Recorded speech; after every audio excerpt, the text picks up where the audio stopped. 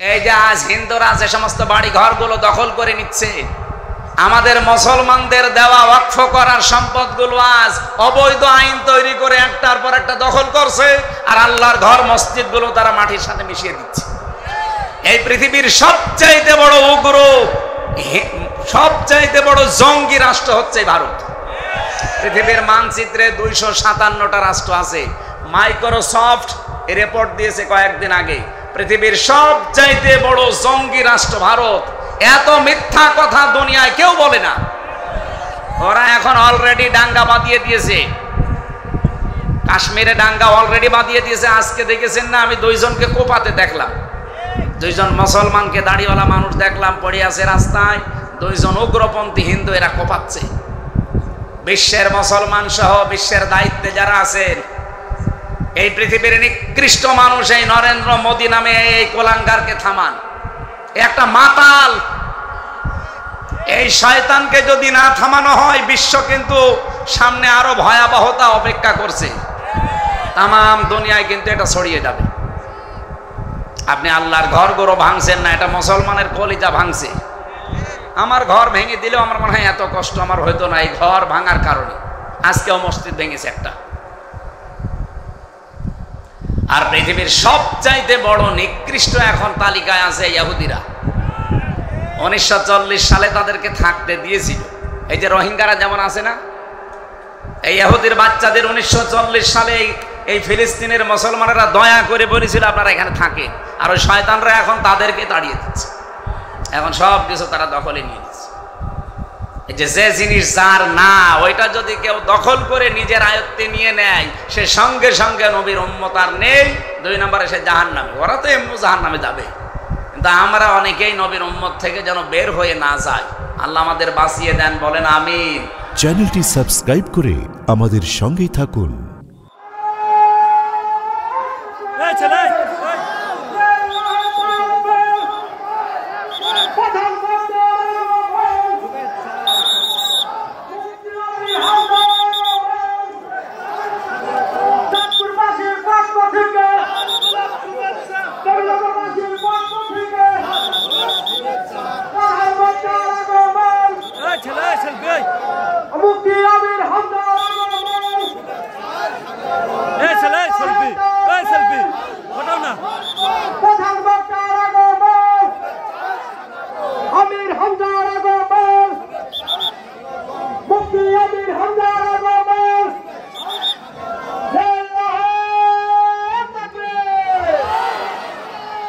আলহামদুলিল্লাহির রহিমির রহমান আল্লাযী খালাকানা লিল ইবাদাতি ওয়াল জান ওয়া খাসানা বিত তাকরীমি বাইনাল হায়াওয়ান ওয়া নাশহাদু আল্লা ইলাহা ইল্লাল্লাহু ওয়াহদাহু লা শারীকা লাহু শাহাদাতাম মাওসিলাতান ইলাল জিনান ونشهد أن محمدًا عبده ورسوله المبعوث فينا بالهدى ودين الحق ليظهره على الأديان صلى الله عليه وعلى آله وصحبه الكرام ما دام الشمس والقمر بجريان والنجم والشجر يسجدان فقد قال الله تعالى في كلامه المجيد وبرهانه التوحيد أعوذ بالله من الشيطان الرجيم بسم الله الرحمن الرحيم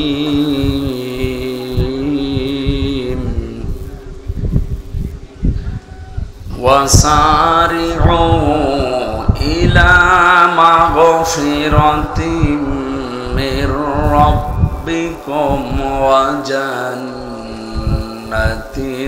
عرضها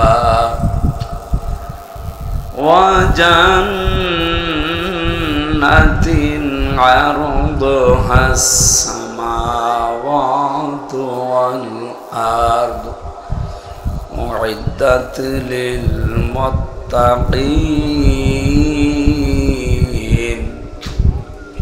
صدقت يا ربنا. عن أبي ذر رضي الله تعالى عنه قال قال النبي صلى الله عليه وسلم من ادعى ما ليس له فليس منا وليتبوأ مقعده من النار. رواه مسلم. وما زادهم إلا إيمانا وتسليما. اللهم صل على سيدنا مولانا محمد وعلى آل سيدنا مولانا محمد. আলহামদুলিল্লাহ। আলম্মা ফাউন্ডেশনের উদ্যোগে 2 নম্বর চাঁদপুর বেড় বাড়ি দেবীনগর যুব সমাজের সহযোগিতায় তাফসীরুল কোরআন মাহফিল, যে সমস্ত নামগুলো আমরা দেখলাম, এই যে আলম্মা ফাউন্ডেশন বলে 2 নম্বর চাঁদপুর বেড় বাড়ি দেবীনগর, এর পাশে যে শব্দটা লিখেছেন যুব সমাজ, এর সহযোগিতায় তাফসীর মাহফিল, এই সংস্কৃতি বাংলাদেশে ছিল না। এই গ্রামবাসীর নাম ছিল, যুব সমাজের নাম ছিল, ফাউন্ডেশনেরও নাম ছিল, কিন্তু তারা এর পরিবর্তে আল্লাহর কোরআনের প্রচারের পরিবর্তে অন্য প্রচার করত। কথা বোঝেন? ওই সমস্ত প্রচার থেকে বিমুখ হয়ে যে যুবকগুলো কোরআনের পেছনে সময় দিল, তাদের শ্রম দিয়েছে, তাদের বিভিন্ন জায়গা থেকে কালেকশনের অর্থ কোরআন প্রচারে ব্যয় করলো। বিশ্বনবী জানিয়েছেন 3টা জায়গায় যদি কেউ টাকা পয়সা খরচ করে তার হিসাব দেওয়া লাগে না, কিয়ামতের দিনও আল্লাহ তাকে জিজ্ঞাসা করবে না। তার 1 নম্বর কোরআনের পেছনে যদি কেউ সময় এবং সম্পদ ব্যয় করে। আজকে যে যুবকগুলো এই কাজের সাথে জড়িত আছে আর যারা এর পেছনে আছে, আমাদের সময়, আমাদের সম্পদ কিয়ামতের দিন আল্লাহ যখন হিসাব আরম্ভ করবেন, এগুলো বাইরে রাখবেন হিসাবের। এজন্য যারা আজকের এই সহযোগিতায় যুবকদেরকে সাহায্য করেছে, প্রত্যেককে আল্লাহ ওমরের মতো বানিয়ে দেয়। এই জায়গা হচ্ছে গাড়াগঞ্জ বাস স্ট্যান্ডের 2 কিলো পশ্চিমে 2 নম্বর চাঁদপুর চর ঈদগাহ ময়দানে শৈলকুপা ঝিনাইদহ। সম্মানিত সভাপতি জনাব আব্দুর রাজ্জাক বিশ্বাস দামাত বারকাতুহুমুল আলিয়া, সহ সভাপতি আব্দুল সালাম মোল্লা, সার্বিক তত্ত্বাবধানে আছেন জনাব মোহাম্মদ ইনসার আলী মেম্বার, সম্মানিত পরিচালক মাওলানা ইসমাইল হোসেন সিরাজি। এতক্ষণ যারা আলোচনা রাখলেন, আপনাদের এই জেলার সন্তান, ইসলামিক চিন্তাবিদ হাফেজ মাওলানা মাহফুজুর রহমান হাকিমপুরি, বিশেষ অতিথি আপনাদের এলাকার সন্তান এই শৈলকুপার পরিচালক ইনসাফ হজ কাফেলা শৈলকুপা ঝিনাইদহ আলহাজ আরসান আলী সাহেব, মঞ্চে বসা অন্যান্য ওলামায়ে কেরাম, সামনে বসা মুসলমান ভাইরা, পর্দার আড়ালের সম্মানিতা মা এবং বোনেরা, প্রশাসনের ভাইরা, প্রাণ প্রিয় শৈলকুপাবাসী, আল্লাহর দরবারে শুকরিয়া জানাচ্ছি, যিনি দিনের বেলায় হাজারো কাজকর্ম আমাদের ছিল, এমনকি দুপুরে নামাজ পড়ার পরে মানুষ খাবার দাবার খেয়ে এই যে কাইলোলা বলে শরীর ছেড়ে দিয়ে একেবারে মরণের ঘুম ঘুমায় না। নিয়ম সর্বোচ্চ 15-20 মিনিট আপনি গড়াগড়ি করবেন। অন্যান্য সময় খাবার খেয়ে যেও যদি শুয়ে পড়ে তার শরীরের ক্ষতি হয়। শুধু দুপুর বেলা, দুপুরের এই সময়টা খাবার খাওয়ার পরে কোনো মানুষ যদি 15-20 মিনিট একটু গড়াগড়ি করে, ওর শরীরের উপকার হয়। তার জন্যে বিশেষ করে ওই রাতে তাহাজ্জুদের নামাজ পড়া সহজ হয় এই 15-20 মিনিট গড়াগড়ি করার কারণে। এটা বিজ্ঞানের দ্বারা প্রমাণিত, আর বিশ্বনবী নিজের জীবনে এটা দেখিয়েছে। এই জন্য 3টা সময় মানুষের বাড়িতে ঘরে প্রবেশ করতে হলে বিশেষ করে অনুমতি মাস্ট বি নেওয়াই লাগবে। কয় সময়? সূরা নূরের ভেতরে আছে 18 নম্বর পারা 16 নম্বর পৃষ্ঠায়। 3টার সময় যদি কেউ ঘরে প্রবেশ করে, বিশেষ করে ফজরের আজানের আগ দিয়ে, 2 নম্বরে এই যে দুপুর বেলা, 3 নম্বরে এশার পর, এই 3 সময় কারো ঘরে যদি কেউ প্রবেশ করে অনুমতি নেওয়া লাগবে, সালাম দেওয়া লাগবে। অন্যান্য সময়ও নেওয়া লাগে, কিন্তু এই সময়ের নাম আল্লাহ কোরআনে দিয়েছেন আলাদাভাবে। কিন্তু আমরা অন্য সময়ও মানি না, এ সময় তো মানতেই চাই না। দুপুর বেলা হুট করে একজনের বাড়িতে, একজনের ঘরে আপনি ঢুকে পড়তে পারেন না। এটা আল্লাহর নির্দেশ। আজকে থেকে যেন আমরা সামাজিক জীবনে এটা পালন করি। ইয়া আইয়ুহাল্লাযীনা আমানু লা তাদখুলু বুয়ুতাকুম গায়রা বুয়ুতিকুম হাত্তা তাস্তানিসু ওয়া তুসাল্লিমু আলা আহলিহা। ঈমানদারেরা যখন নিজের ঘর হোক আর অন্যের ঘর হোক, আগে অনুমতি নিবা, সালাম দিবা। 2টা আদেশই আল্লাহ। অনুমতি নেওয়াও লাগবে, সালামও দেওয়া লাগবে। এমনকি নিজের মায়ের ঘরেও সালাম দেওয়া অনুমতি ছাড়া যাওয়া ঠিক না, কারণ তুমি নিজে জানো না তোমার মা কোন অবস্থায় আছে। যেন আজকে থেকে পারিবারিক এবং সামাজিক জীবনে এই আমলটা করা যাবে না ইনশাআল্লাহ। আপনি মনে করছেন এ আর কি মানে কোরআনের নির্দেশ। 500 আইন আছে কোরআনে, তার ভেতরে একটা আইন। এটা সামাজিক জীবনে পবিত্রতা রক্ষা করার জন্যে। কারো বাড়ির সামনে গিয়ে যদি সালাম দেন, অনুমতি চান, উনি যদি বলে ভাই আমার মন মেজাজ ভালো নেই, আপনি বাড়ি থেকে চলে যান, অন্য সময় আসবেন, আপনি তাই চলে যাবেন। যালিকা আজকা লাহুম, এটা তোমাদের জন্য উত্তম হবে, পবিত্র পন্থা এটা। প্রশ্ন আসতে পারে, আমি সেই ঝিনাইদহ থেকে আসলাম এই শৈলকোপা এত দূর পথ মাড়ি দিয়ে, আর ওনার সাথে একটু দেখা করব, কথা বলবো, ওনার এত অহংকার। আরে ভাই, ও যে বাড়ির ভেতরে কোন অবস্থায় আছে আপনি জানেন? ওর পারিবারিক অশান্তি থাকতে পারে, ওর ছেলে মেয়ের অশান্তি থাকতে পারে, ওর স্ত্রীর অশান্তি থাকতে পারে, জমি জায়গা নিয়ে ঝামেলা থাকতে পারে। কি কথা বুঝতেছে? আল্লাহ তো এমনি কোনো কথা বলেননি, অবশ্যই কোনো কারণ আছে এর ভেতরে। সুতরাং আমরা যদি অনুমতি না পাই, সালাম দেওয়ার পরে যদি বলে ভাই এখন আমার ভালো নেই, ঝামেলায় আছে, আপনি অন্য সময় আসেন, আপনি একেবারে নিরাপদে চলে যাবেন, কোনো প্রশ্নও করবেন না। এমনকি আয়াতে আছে মানুষের মনের ভেতরে যেন খারাপ ধারণাও না আসে। আর কিন্তু অনেক কিছু ধারণা করে ফেলে, ওনার মোট বেড়ে গেছে, ওনার দাম এখন আর আগের মতো নেই, উনি যে ঝামেলায় আছে ওটা আপনার মাথার উপর দিলে আপনি দেবী জিতে। সুতরাং আল্লাহ কোনো কথা বললে কি আন্দাজে বলে আমাদের মতো? এই কথাটা মানা লাগবে আজকে থেকেই পারিবারিক এবং সামাজিক জীবনে। শুধুমাত্র অনুমতি নেওয়ার দরকার নেই নিজের স্ত্রীর ঘরে গেলে। কথা বুঝতেছে? কেউ যদি নিজের স্ত্রীর ঘরে যায়, ওখানে অনুমতি নেওয়ার দরকার নেই, সালাম দেওয়া লাগবে। সালাম দেওয়া মাস্ট বি, এটা লাগবে।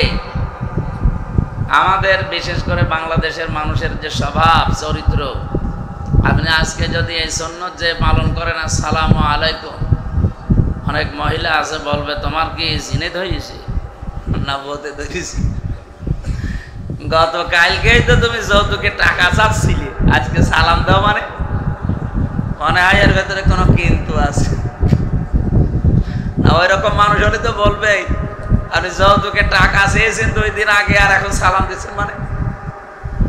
সুতরাং যারা চাই না এগুলো, এরকম বদ অভ্যাস তাদের নেই, তারা যেহেতু আমল অনেকে আমরা করি, অনেকে এখনো করা আরম্ভ করিনি, আজকে থেকে আমলটা আরম্ভ করবে। কোনো অবাধ্য মানুষকেও যদি কেউ দিন রাত 24 ঘন্টায় 25 বার সালাম দেয়, সে বাধ্য হয়ে যাবে। এমনকি নিজের কোনো সন্তান অবাধ্য পরে যদি আপনি 25 বার সালাম দেন দিন রাতের ভেতরে, দেখা হলে তাকে আল্লাহ বাধ্য করে দেবে। এত বড় পাওয়ারের ভেতরে আছে। আর 2 নম্বরে, যেহেতু দুপুর বেলা খাবার খেয়ে আমরা এই কাইলুলা করার জন্য ঘুমিয়ে পড়ি, শরীরের ভেতরে যে রক্ত চলাচল হয়, 5.5 কেজি রক্ত আমাদের শরীরে আল্লাহ দিয়েছে। 226 কিলোমিটার বেগে এগুলো চলছে মাথা থেকে পা পর্যন্ত। দুপুর বেলা এই খাবারের পরে ঘুমানো শব্দ তো ছোট, কিন্তু বিজ্ঞান এখন গবেষণা চালিয়েছে, রাতের বেলা সকাল বেলা খাবার খেয়ে তো সঙ্গে সঙ্গে ঘুমানোর নিয়ম নেই।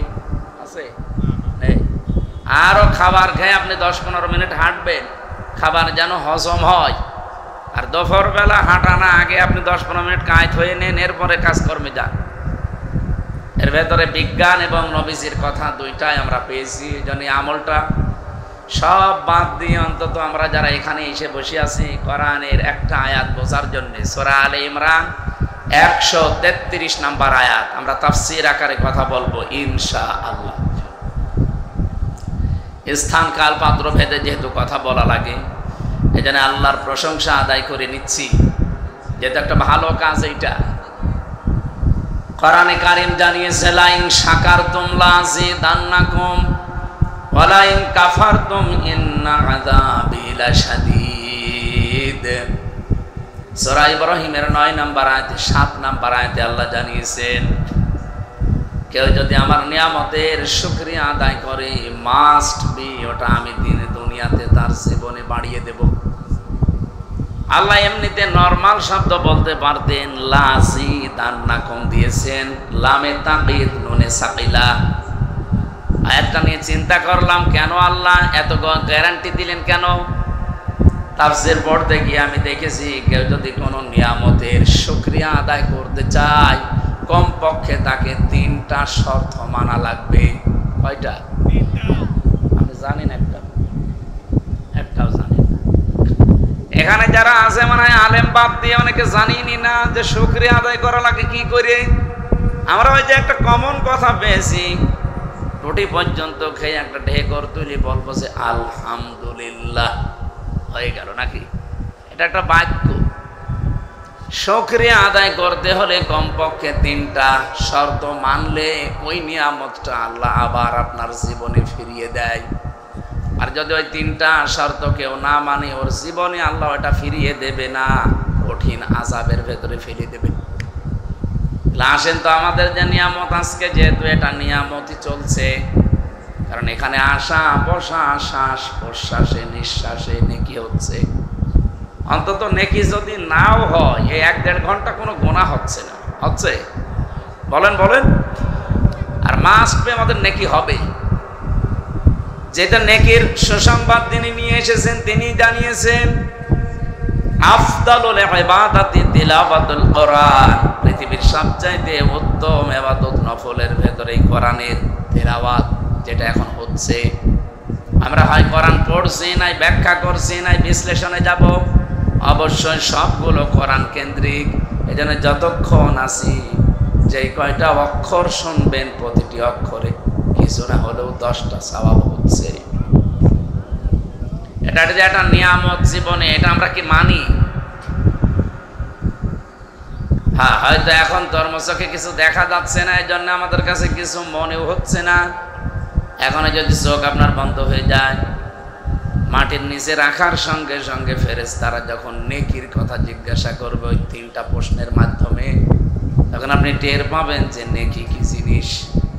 কারণ চোখ বন্ধ হওয়ার পরে কোনো নেকির কাজ আর আঞ্জাম দেওয়া যাবে না, সব বন্ধ। ওয়াবুদ রাব্বাকা হাত্তা ইয়াতিয়াকাল ইয়াকিন, ইবাদত ওই পর্যন্ত করা যায় যতক্ষণ মরণ না আসে। সুতরাং মরণের পরে যেহেতু সব বন্ধ, এর আগে যা করার করা লাগবে। আর সেই সময়টাই আমাদের এখন। ওই সময় নেকির মূল্যটা, মর্যাদাটা যেহেতু বোঝা যাবে, এক একটা মর্যাদা কত বেশি। নবীজি বলেন, ময়দানে মাশারে এমন কঠিন অবস্থা তৈরি হবে, মানুষ মাত্র একটা সওয়াবের জন্য জাহান্নামী হয়ে যাচ্ছে। আল্লাহ তাকে সুযোগ দিয়ে বলবেন, পৃথিবীর আপনজনদের কাছে যাও। লোকটা তখন হয়তো চিন্তা করবে যে আমার সবচাইতে আপন আমার মা, আমার বাবা, এদের কাছে একটু যাই। মায়ের কাছে যাবার সঙ্গে সঙ্গে মা 500 বছর পর্যন্ত দেখবে পড়ে আছে, ওর পা ধরে, মায়ের পা ধরে 500 বছর পরে শেষ পর্যন্ত মা ওর মুখে লাথি দিয়ে বলবে, দুনিয়ায় আমার বিয়ে হয়নি, ছেলে মেয়ে পাবো কোথায়? এটাকে আমি ইয়ার্কি মারছি? বলেন, এটা বাস্তব। এটা যে হবে আল্লাহ 1500 বছর আগে কোরআনে জানিয়ে দিয়েছেন। ইয়াউমা ইয়াফিরুল মারউ মিন আখিহি ওয়া উম্মিহি ওয়া আবিহি ওয়া সাহিবাতিহি ওয়া বানিহি ইলা আখিরি আয়াত। আল্লাহ বলেন প্রথমেই মানুষ থেকে পালাবে তার ভাই, তার মা, তার বাবা। এখানে 7 প্রকার মানুষের নাম পেয়েছি আমি। প্রথমে ভাই।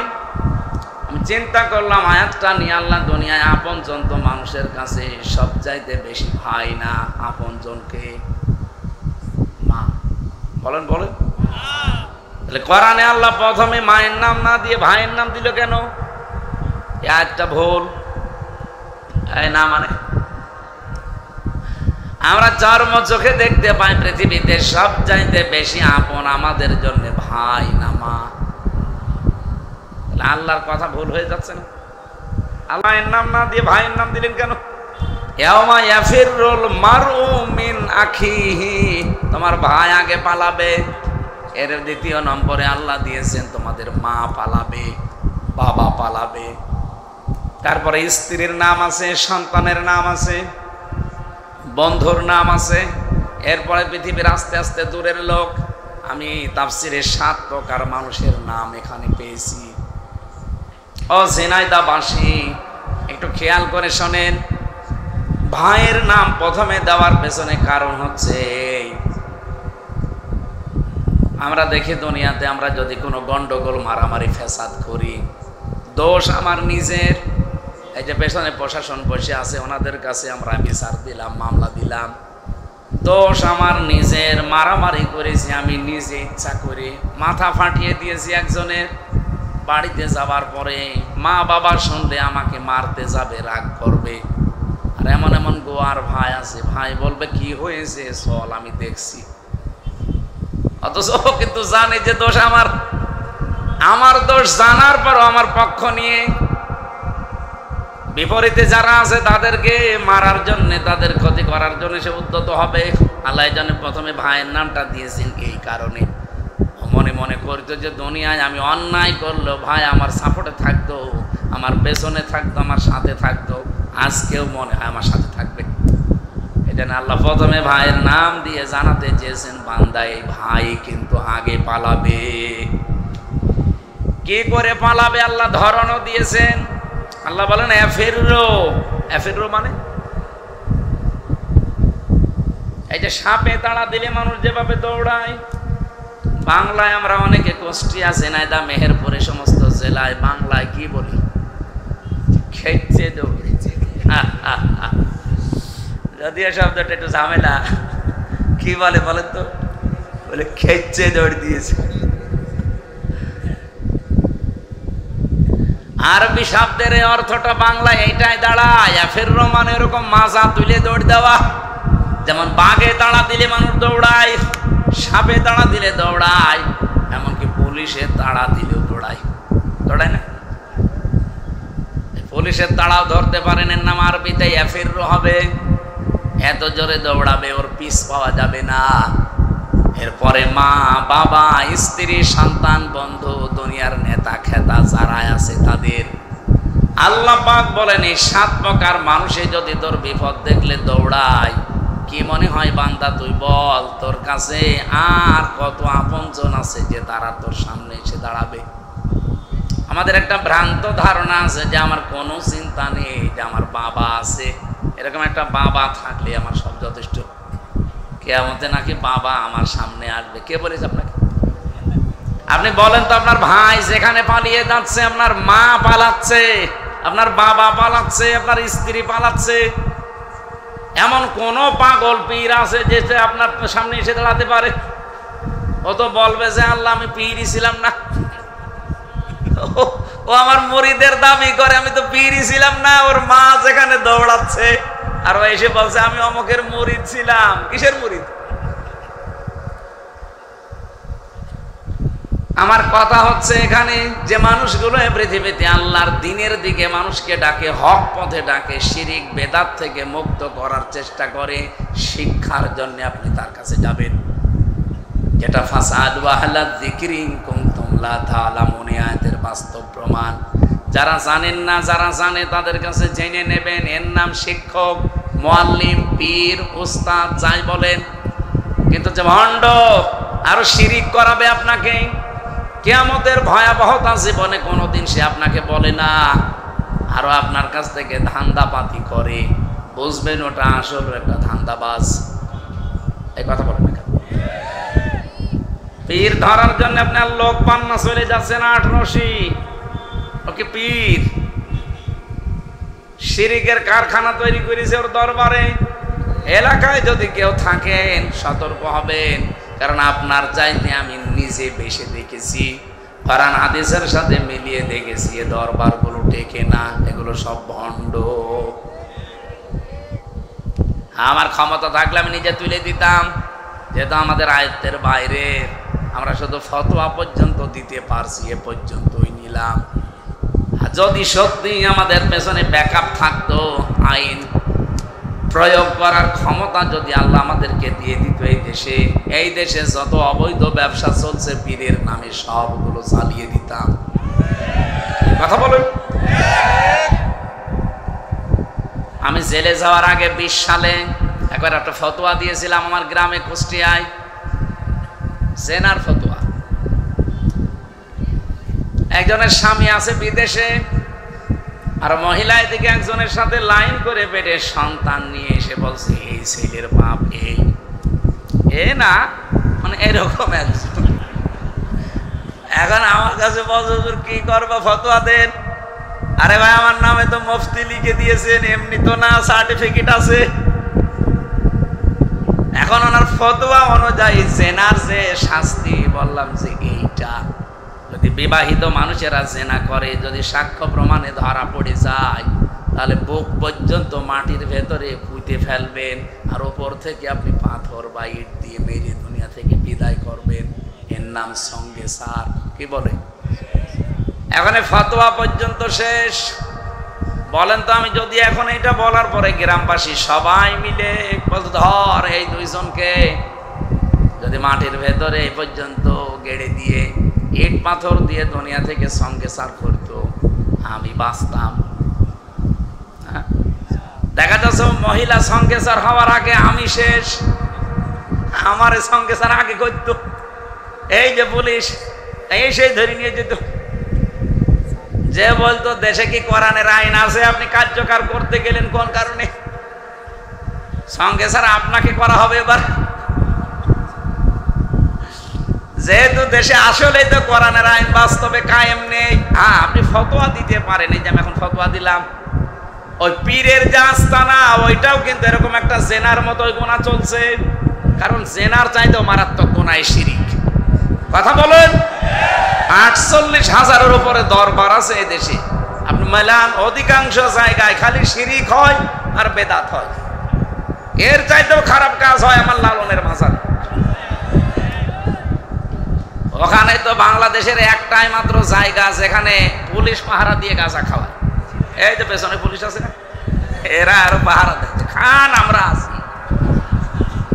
আমার মনে হয় পৃথিবীর যত জায়গায় আমি গেলাম, বাংলাদেশ সহ বিশ্বের বহু দেশে আমি ছোট বয়সে গিয়েছি, তাহলে একটাই জায়গা পৃথিবীতে পেলাম যেখানে একেবারে নিশ্চিন্তায় গাঁজা খাওয়া যায়, এমনকি জেলের ভেতরেও খাওয়া যায় না। আমি জেলে থাকাকালীন দেখেছিলাম এক লোক গাঁজার গাছ লাগিয়েছে ভেতরে, ওখানে যিনি আছে দেবদুলাল জেলার, উনি এসে ওই লোকটারে বলছে, আরে বেটা তুই ভেতরে গাঁজার গাছ লাগালি, গাছ পেলি কোথায়? বলছে স্যার আমি ওই যে মামলার হাজিরা দিতে গিয়েছিলাম, আসার সময় আমার তো বিভিন্ন হিতাকাঙ্ক্ষী আছে, তারা আমার ওই গাঁজার টোপলা দিয়েছিল, আমি তো সবগুলো ধরতে পারিনি, একটা ওই বীজ একটা ধরে ফেলেছি, ধরে মুখের ভেতরে নিয়েছিলাম, কারণ জেলে ঢোকানোর সময় তোমার মেশিনে তোলে, ধরা পড়ে যাব, কোনো জায়গায় নিলে ধরা পড়ে যাবো, এই জন্য মুখের ভেতরে নিয়ে দাঁতের নিচে এমন ভাবে রেখেছি যে মেশিনে ধরা পড়ি।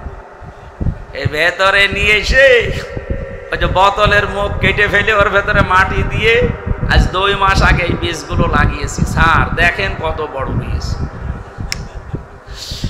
জেলার হিন্দু মানুষ বলছে, বেটা তোরে তোর স্বর্গে দেওয়া লাগবে, গাঁজা খাস এই জন্য পুলিশ ধরে ধরে দিয়ে গেল এখানে, আর তুই এই ভেতরে এসে গাঁজার গাছ লাগিয়েছিস, তোরে এ দুনিয়ায় আর কোনো জায়গায় রাখলে হবে না, তো যেখানেই রাখবো সেখানে তুই গাঁজা খাবি, তোরে স্বর্গে দেওয়া লাগবে।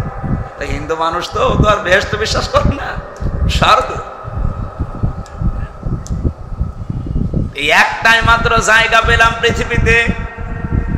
আমি অমুসলিম দেশেও গেছি, সিঙ্গাপুর, ওখানে 100 ভাগের 95 জন অমুসলিম বাস করে। থাইল্যান্ডে 97 ভাগ অমুসলিম বাস করে। মুসলিম দেশ অমুসলিম দেশ মিলে যতগুলো জায়গা ঘুরছি, আর বাংলাদেশে তো আমার মনে হয় কোনো থানা আর বাকি নেই। 630টা থানায় আমি কম বেশি গেছি। এই একটাই মাত্র জায়গা কুষ্টিয়ার কুমারখালীর শেওড়িয়া লালনের মাজার, যেখানে নিশ্চিন্তায় আল্লাহর নামে ওরা গাঁজা খাচ্ছে। আবার পুলিশে পাহারা দেয় ধরে ধরে যে কেউ কিছু বলবে না, খান, অন্তত 3 দিন তো ফ্রি। আমার তো মনে হয় সারা দেশ আপনি কুড়িয়েছে কয় মন গাঁজা না পাবেন, লালনের মাজারে তার চাইতে বেশি গাঁজা পাওয়া যায়। অথচ মানুষ কিন্তু ওখানে যারা বিভিন্ন ডিস্ট্রিক্ট থেকে আসে, একটারও খারাপ নিয়ত নেই। সবার নিয়ত যে আমি আল্লাহর ওলির দরবারে যাচ্ছি, লালন সাইজির মাজারে যাচ্ছি, আমি ভালো হওয়ার নিয়তে যাচ্ছি। এসে কি ভালো হয় না খারাপ হয়? আগে হয়তো বিড়ি মিড়ি খেতো না, এখন বিড়ি খায়। আগে গাঁজা কি বুঝতো না, এখন গাঁজা নিজে খায়। ও কি ভালো হয়েছে না খারাপ হয়েছে? আর বাকি যে জিনিসের নাম তো বলা গেল না। এখানে যেখানে শিরিক চলে, বেদাত চলে, এই জায়গাগুলো তো জেনা করার চাইতেও খারাপ, মানুষ হত্যা করার চাইতেও এই শিরিকটা খারাপ। কারণ মানুষ হত্যা করে যদি আপনি কিছু তাকে দিয়ে দেন, যে যাকে হত্যা করেছেন তার বাবা মা, তার স্ত্রী, সন্তান, তাদেরকে যদি আপনি জরিমানা দিয়ে দেন, দিয়ত দিয়ে দেন, যদি বলেন যে আমি মেরে ফেলেছি এখন করব কি, আপনি এই বাবার জন্য এই 5 লাখ টাকা আপনাকে দিলাম, উনি যদি বলে না 10 লাখ টাকা দেন আপনাকে মাফ করে দেব, যাকে মেরে ফেলেছেন তার ছেলে মেয়ে, তার বাবা মা যদি এই টাকাটা নিয়ে আপনারে মাফ করে দেয়, আপনি মাফ পেয়ে গেলেন। কথা বুঝতেছেন? আমাদের দেশের যে আইন কানুনগুলো ব্রিটিশের আইন দিয়ে চলছে, এই যে মানুষ মরে গেলে 8 বছর, 10 বছর, 15, 20 বছর জেল খাটে, এরপরে হয়তো তার ফাঁসি দিয়ে দেয় না, এটার দ্বারা আপনার মাফ হবে না। মাপ পাওয়ার জন্য 15, 20 বছর, 22 বছর, এখন 30 বছর করে জেল দেয়। এই জেল খাটা আসলে এই পাপের শাস্তি না। শাস্তি হচ্ছে কেউ যদি কাউকে অন্যায়ভাবে মেরে ফেলে, তার প্রথম শাস্তি তাকে মেরে ফেলা লাগবে। এটা যদি না করে ওর আত্মীয় স্বজনের ভেতরে যারা যদি বলে যে না আপনি 5 লাখ টাকা দেন, আমার বাবার হত্যাকারী আপনাকে মাফ করে দেব, তাহলে টাকা দিলে আপনি মাপ পাইতেন। তাছাড়া আর কোনো বাইরে কোনো নিয়ম নীতি নেই। কিন্তু নিয়মগুলো চলছে ব্রিটিশের, তো এ কারণে আজ হাজারো মানুষ এ কারণে ধুকে ধুকে জেলখানায় মরছে। ওই 18, 20 বছর, 22 বছর জেল খাটার পরে তখন ফাঁসি দিয়ে দেয়। কিন্তু মাঝখান থেকে যে 22 বছর, 30 বছরের জেলে যে কি কষ্ট, আর ফাঁসির আসামি যারা তাদের তো রাখে কন্টেম সেলের ভেতরে, 24 ঘন্টা তাদের তালা লাগিয়ে রাখে, যতদিন ফাঁসির আদেশ মানে কার্যকর না হবে 24 ঘন্টা ওদের তালা লাগানো। এই নিয়মটা পাল্টাতে আমি বারবার বহু জায়গায় বলেছি, এবং কি আন্তর্জাতিক যে সেমিনারগুলো এখানেও তুলে ধরেছিলাম যে এই নিয়ম পাল্টা। ব্রিটিশের আইন আপনি এই হাজার হাজার বছর, এই বাংলাদেশ 54 বছর স্বাধীন হয়ে গেল, এখনো ব্রিটিশের আইন চলবে কোন কারণে? যদি ওটার দ্বারা মানবতার উপকার হতো তো চলতে দিতাম, ওটার দ্বারা আর মানবতার ক্ষতি হচ্ছে। একটা মানুষ হত্যা করার পরে হত্যার যে বিচার আছে ওইটা না করে আপনি আন্দাজে তার 30 বছর জেলে রেখে শেষে ফাঁসি দিয়ে দিলেন। এই দেশে ও ভেতরে যাবার পরে ও তার বাইরের কোনো খবর জানে না। এইদিকে তাকান, একটা মানুষ হত্যা করার পরে সে ভেতরে গেল জেলখানায়, কত বছর? 30 বছর জেল দেবে তার, যদি যাবজ্জীবন হয় 30 বছর, কমপক্ষে তার 22 বছর একাধারে জেল খাটা লাগবে, তাও ভেতরে কাজকর্ম করি। এরপরে যদি বলে না ওর ফাঁসি বহাল আছে, আপনাকে ফাঁসি দিয়ে দিল। এই যে আপনি 18টা, 20 বছর, 22 বছর, 30 বছর একাধারে জেল খাটলেন, আপনি কি ভেতর থেকে বাইরে কাউকে কিছু জানাতে পারছেন, কিছু দেখাতে পারছেন যে আপনার কষ্টটা? তা আপনি নিজের কষ্ট নিয়ে নিজে দুনিয়া থেকে বিদায় নিলেন। এই পৃথিবীতে কি হত্যায় ভাবে বন্ধ হওয়া সম্ভব? আল্লাহর নিয়মটা আল্লাহ খেলা করার জন্য দেয়নি, সব চিন্তা ভাবনা করে দিয়েছে। যদি ওইটা আমাদের দেশে আমরা পালন করতে পারতাম যে হত্যার বদলে হয় হত্যা, না যাকে মেরে ফেলেছেন তার দিয়ত দেওয়া লাগবে, এই দেশে এই 71 সালের পর থেকে আর একটা মানুষ হত্যা হইতো না। 24 সালে 2732 জন মানুষ হত্যা হয়েছে, সরকারি জরিপ, বেসরকারি তো আরো বেশি। একটা মানুষ মেরে ফেললে যদি তাকে মেরে ফেলা লাগে, এর সাথে যারা ডাইরেক্ট ইনডাইরেক্ট জড়িত তাদের কোনো শাস্তি এখনো পর্যন্ত দৃশ্যমান হয়েছে? কিছুই হয়নি। এই জন্যে তো মারামারি হত্যা এখনো থামছে না। কালকে এক জায়গায় রাতের বেলা আওয়ামী লীগের একজনকে পিটিয়ে মানুষ উল্টো করে টাঙিয়েছে। আপনাদের এই ঝিনাইদার উনি না, ওটা চট্টগ্রামের ওই লাইনে কালকে রাতে একজনকে ধরে এমন রাগ ছিল তার উপরে, উল্টা করে ধরেছে, ধরে পিটিয়েই মেরে ফেলে জায়গায় লোহাগাড়া।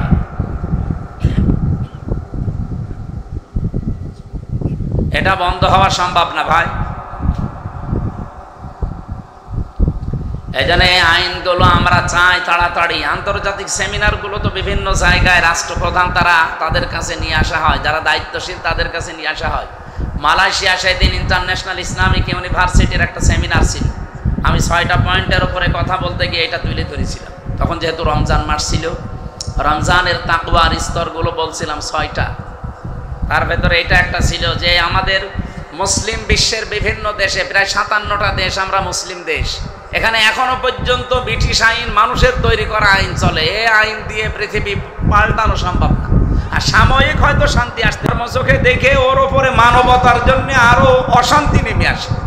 এই জন্য এগুলো সব আস্তে আস্তে পাল্টান। মালয়েশিয়াতে অলরেডি 2004 সাল থেকে পাল্টানো আরম্ভ হয়েছে। আমি বাহরাইনে ছিলাম, ওখানেও বহু জায়গাতে ওরা পাল্টানো আরম্ভ করেছে। আমরাও চাই আমাদের দেশে 92% আমরা মুসলমান, এই দেশ থেকেও আস্তে আস্তে ব্রিটিশের তৈরি করা যত আইন আছে, জেলখানা এখনো পর্যন্ত যত আইন সব ব্রিটিশের আইনে চলে। ওর ভেতরে যত নিয়ম নীতি সব ব্রিটিশদের নিয়ম নীতি। কেন? কোরআনে আল্লাহ জেলখানা কি করে চালানো লাগবে সেই নিয়ম দেয়নি? হযরত ইউসুফ নবী জেলে ছিলেন, এই কথা বলেন না কেন? জেলখানায় উপরে লেখা আছে গেটে, যেটা শুধু জেল নয়, এটা হচ্ছে সংশোধনাগার। কই সংশোধন হয় কই মানুষ? ভেতরে যেহেতু আরো খারাপ হয়, কারণ ভালো হওয়ার জন্য যে প্রসেসগুলো করা দরকার ওগুলো ওখানে করার কোনো লাইন নেই, খারাপ হওয়ার লাইন আছে। আমি জেলে মনে করেন মার্ডার করে আসি, আমি একজন ডাকাত, এখন ইনি একজন ভালো মানুষ একটা মুরগি চুরি করতে গিয়ে ধরা পড়ে গেছে, উনি ভেতরে গেল। যাওয়ার পরে তোমরা থাকতে দেবে রাতের বেলা আমার কাছে, হয় ওয়ার্ডে দিলে এরকম 40-50 জন 60 জন এক জায়গায়, আর যদি সেলের ভেতরে দেয় তাহলে 2 জন 3 জন এক জায়গায়। আমি প্রথমে যেই পড়েছিলাম সেলে, আমার সাথে যে 3 জন ছিল ওই রাতের বেলা, রাত 11টায় গেলাম, এই যে সারা রাত, তারপরে সকাল বেলা এই 10টার সময় ওনারা গণনা করবে। এই পর্যন্ত তো তার সাথে এক ঘরেই 4 জন। একজন শুনলাম বাবা খায়, এই জন্য ধরে নিয়ে এসেছে। বাবা মানে বোঝেন, রাতের বেলা দেখি এরকম শর্টফট করছে যে আমি খাবো খাবো। কি খাবেন? বাবা খাবো। আরে শয়তান, এর ভেতরে নিয়ে এসে তোরে দিয়েছে, এর ভেতরে বাবা পাবে কোথায়? আর একজনকে দিয়েছে সে মার্ডার মামলার আসামি, আর একজনকে দিয়েছে সে ওই কক্সবাজার থেকে ইয়াবার ব্যবসা করে ধরা পড়ে গেছে, তারে দিয়েছে। আমার কপালটাও খারাপ, এই 4 জন পড়েছে আমার সাথে। এখন সারা রাত তাদের সাথে কি কোরআন হাদিসের গল্প করলে ওরা শুনবে? ওরা যে লাইনের লোক, ওরা গল্প করে ওই লাইনে, আর আমি কোরআন শরীফের সূরা ইয়াসিন পড়ে ঘুমাবো, আর ওরা জিকির করছে ইয়াসিন ইয়াসিন না, ওদের জিকির বাবা বাবা। এখন আমি না থেকে ওই দিন যদি এরকম আরেকজন বাবা খোরের সাথেও থাকতো, অথবা যে লোকটা ওই যে মার্ডার মামলার যে আসামি, যেই লোক এরকম একটা ভয়ঙ্কর লোকের সাথে যদি পড়তো, কি হয়তো সারা রাত গল্প করতো। আমি হয়তো ওদের জিজ্ঞাসা করলাম যে আপনার কি মামলা, ওনারে বললাম আপনার কি মামলা। প্রত্যেকেই তো প্রত্যেকের পরিচয় নিল, বাড়ি কোথায়, কি করেন, কার কি মামলা বলেন তো। আমি যা মার্ডার মামলা করে ওখানে বসে আছি, এরকম একজন ভালো মানুষ গেলে যদি জিজ্ঞাসা করতাম যে কি মামলা, যদি বলো মুরগি চুরি করতে গিয়েছিলাম ধরা পড়ে গেছে, কি বলতাম? পাগল আপনি, মুরগি চুরি করে মানুষ ধরা পড়ে, আমার সাথে থাকেন, ডাকাতি কি করে করা লাগে আপনাকে শিখাবো।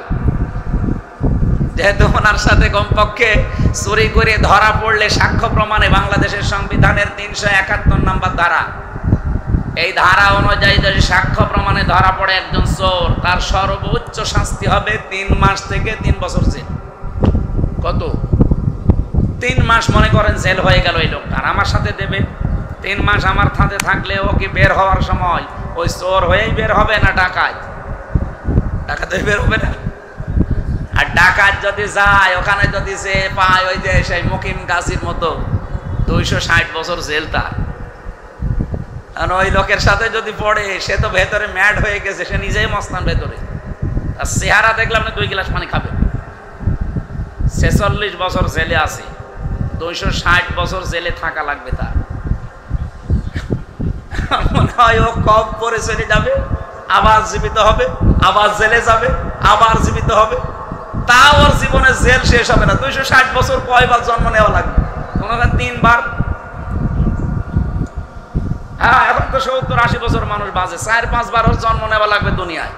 ওই লোকের সাথে যদি খোদা না খাস্তা আপনার 3 বছর একাধারে পড়ে, আপনি কি আর মানুষ থাকবেন নাকি মার্ডার কি করে করা লাগে সেই ট্রেনিং নিয়ে বের হবে? এখানে প্রশাসন থেকে শুরু করে হযরত ওমর এই পুলিশ বানিয়েছিলেন। পুলিশের যে নিয়ম নীতি ছিল, 7টা ধারা ছিল, ওই ধারায় পুলিশ থাকলে বাংলাদেশে আসে এই পোশাক দেখলে এখনো অনেকে আমরা ঘৃণা করি। এমনি তো করি না, এটা কারণ আছে না? এই কথা বলছে না কেন? প্রশাসনের এই পুলিশের পোশাকটা এটা একটা দামি পোশাক। আমি যেহেতু আপনারা আছেন, মিডিয়া আছে, এটা সারা দেশে যাচ্ছে। বাংলাদেশ সহ বিশ্বের যে কোনো দেশে যারা মানুষের জান মাল ইজ্জত আবরু হেফাজতের জন্য কাজ করেন, দায়িত্বে আছে, প্রশাসনের যে বিভাগেই হোক, নিজেকে কখনো ছোট মনে করবেন না। অনেক বড় দায়িত্বে আছেন আপনি। আর এই কাজটা শুধুমাত্র চাকরি না, এটা একটা ইবাদত। আর এর চাইতে দামি ইবাদত আমার মনে হয় এই পৃথিবীতে আর নেই। মানব সেবার মতো ইবাদত দুনিয়াতে আছে? নেই। বিশ্বনবী জানিয়েছেন 2টা চোখ কিয়ামতের দিন আল্লাহ যদি জাহান্নামে ওদেরকে দেওয়ার সিদ্ধান্ত নেয়, তাও এই 2 চোখ আল্লাহ জাহান্নামে দেবে না। 1 নম্বরে যারা রাতের বেলা নিজের গুনার কথা মনে করে কান্নাকাটি করে। 2 নম্বরে এই যে পুলিশ, যারা রাতের বেলা মানুষের জানমাল ইজ্জত আবরু পাহারা দেওয়ার জন্য রাত জেগে পাহারা দেয়। এরা দেয় না? কথা বলছে না কেন? এখান থেকে রাতের বেলা কুষ্টিয়া পর্যন্ত গেতে 2-3 জায়গায় পাহারা পাবো আমি। এই ভার্সিটির সামনে শেখপাড়া শেখপাড়া বাজারে আছে, এরপরে ওদিকে বৃত্তিপাড়া আছে, এরপর মৌসমপুর গেটে আছে। 2-3 জায়গায় পাহারা দিচ্ছে সারা রাত জেগে জেগে। এই জন্য নবীজি আন্দাজে তো বলেন না, বলেছে এই চোখ আল্লাহ জাহান্নামে দেবে না, আগুনের সাথে পোড়াবে না, কারণ এরা রাত জেগে মানুষের ইজ্জত আবরু জান মাল হেফাজতের জন্য রাত জেগে থাকে। আর যারা রাতের বেলা উঠে নিজের গুনার কথা মনে করে কান্নাকাটি করে, আল্লাহ এই 2টা চোখের ভেতরে অন্তত আমাদের এক প্রকার আছে, আমরা রাতের বেলা কাঁদতে পারবো না অপরাধের কথা স্মরণ করার। ওনারা তো একটা ইবাদতে আছে। আল্লাহ আমাদের এই ইবাদতটা কবুল করুন। যে পোশাকটা আজকে কালার হয়ে গেছে জনগণের সামনে কিছু কোলাঙ্গার অফিসারের কারণে, এই তাদের নির্দেশ। আর এই যে একটা অবৈধ স্বরাষ্ট্রমন্ত্রী ছিল এই বাংলাদেশে, এটা আসলেও একটা অবৈধ। এই লোকটার কথা মানতে গিয়ে শেষ পর্যন্ত প্রশাসন পুরাটা কালার বানিয়ে ফেলেছে। আবার আস্তে আস্তে এখন ফিরে আসতেছে। আল্লাহ যেন ওই আগে যে অবস্থা ছিল, ওদের পোশাক দেখলেই মানুষ সম্মান দিত, সেই অবস্থায় আবার যেন ফিরিয়ে দেয়। হযরত ওমর যেহেতু তাদের এটা বানিয়েছিলেন, এই বিভাগটা প্রশাসনের পুলিশ বিভাগ, এটা হযরত ওমরের বানানো। উনি 7টা দফা দিয়ে বানিয়েছিলেন, 7টা কর্মসূচির সামনে নিয়ে। বাংলাদেশ সহ বিশ্বের মুসলমান যারা আছে, এই রাষ্ট্রপ্রধানগুলো যদি তাদের সামনের এই কাজ কারবার এগুলোর সাথে জড়িয়ে দিতে পারে না, পুলিশ প্রশাসন পুরাটা যখন দায়িত্বে থাকবে, দেশটা ঠান্ডা হয়ে যাবে। আমরা আবার আহ্বান জানাচ্ছি, শুধু আমার সামনে 5,000 মানুষ বসে আছে না, আমার সামনে এখন 18 কোটি মানুষ বসে আছে। এই যে এগুলোর দ্বারা যারা উপরে আছেন সবাইকে কালকে সচিব কল দিয়েছিল, শিক্ষা সচিব, মানে একটা মাহফিল নেবে। ওনারে এরকম মানুষগুলোকে যদি বলা যায় তাহলে পরিবর্তন সামনে আসবে। আমরা আহ্বান জানাবো সামনে যারা আসবেন। আমি বারবার এই কথা বলেছি যে ভাই, বাংলাদেশের প্রশাসনটা আপনারা আলাদা করে দিবেন। এই দেশকে যদি শান্তি স্বস্তি নিরাপত্তা 100 ভাগ দিতে হয়, প্রশাসনের যারা দায়িত্বে আছে ওদের আলাদা করে দেবে। ওরা ওদের আইজির কথা মতো চলবে দেশে। ওরা আওয়ামী লীগের, বিএনপির, জামাতের, জাতীয় পার্টির চরমনার এমক নেতার কথা, অমক এমপির কথা, মন্ত্রীর কথা শুনবে। মানে এরা তো সব দলীয় চিন্তায় চলে। এদের কথা শুনতে গেলে দেশে জীবনও শান্তি 100 ভাগ কায়েম করতে ওরা পারবে, ওরা যতই ভালো হোক পারবে। ওদের পারার জন্য এই নিয়মটার সামনে আমরা আলাদা করার চেষ্টায় আছি। আমরা যদি সবাই মিলে আওয়াজ তুলি না, একদিন ঠিক এদেশে কায়েম হয়ে যাবে ইনশাআল্লাহ। সম্মানিত ভাইরা, আমি যে কথা বলতে চাচ্ছিলাম যে শিরিক, এটা আল্লাহর সাথে শিরিক করা জেনা করার চাইতেও খারাপ কাজ। বলেন বলেন, আল্লাহর সাথে শিরিক করা মানুষ হত্যা করার চাইতেও খারাপ কাজ। অথচ বাংলাদেশে বহু দরবারে এই শিরিক চলছে না চলছে না? আমি নাম ধরে ধরে কয়েকটার বললাম, আপনি খোঁজ নিয়ে দেখেন। আমি নিজে যে এইভাবে যাওয়া লেগেছে। 8 রশিতে গিয়েছিলাম দেখার জন্যে। আমি জুতা নিয়ে যেতে চাই, আমারে বলে না জুতা নিয়ে যাওয়া যাবে না। ঠিক আছে, আমি ঠিক গেলাম গেটের জুতা। দরবারে যাবার সময় যে কবরে যাব, তখন বলছে এভাবে যান। কেন? আল্লাহর ওলির দরবার সম্মান দেওয়া লাগবে। ঠিক আছে, গেলাম। আসার সময় আমি এমনি চলে আসতে চাই, আমারে বলে না এভাবে যাওয়া যাবে না, একেবারে এইভাবেই পিছিয়ে যাওয়া লাগবে। আমি ওনারে বললাম, ভাই আমি কয়দিন আগে রসুলের রওজায় গিয়েছিলাম মদিনায়, তো কই বিশ্ব নবীর কবরে তো এভাবে যাওয়া লাগে না, এভাবে আসা লাগে না। আমার এই লোকটা খাদে বড় বড় পাগড়ি রেখেছে, চুল লাল পাগড়ি মাথায় দেওয়া। আমারে বলছে দেখেন ওইটা আপনাদের নবী আর এটা আমাদের নবী। বলেন বলেন,